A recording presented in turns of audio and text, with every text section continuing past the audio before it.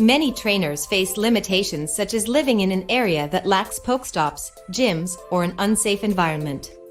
Then using location change software to teleport to some popular locations like Tokyo is the best option.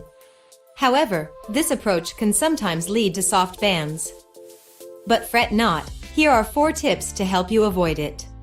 Tip number 1. Prioritize safe teleportation. Change your phone's location before starting the game. Open your phone's map to make sure the location has changed before running Pokémon Go. The Pokémon Spoofer I use in the video is iMoveGo. Moving on to tip number 2, use a cooldown timer.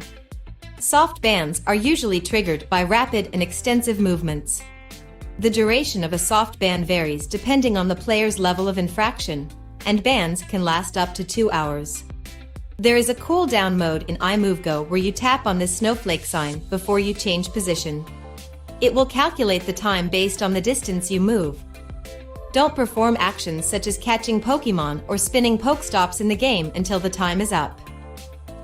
For tip number 3, exercise moderation with your joystick speed. The joystick mode in iMoveGo is adjustable. Adjust it to walking speed according to the sign above. If manual control isn't your preference, you can preset a route on the map and set it to a walking speed, enabling your character to move automatically. And tip number 4, don't move around too often, just teleport 1 or 2 places in a day. So how do you know if you have triggered a soft ban?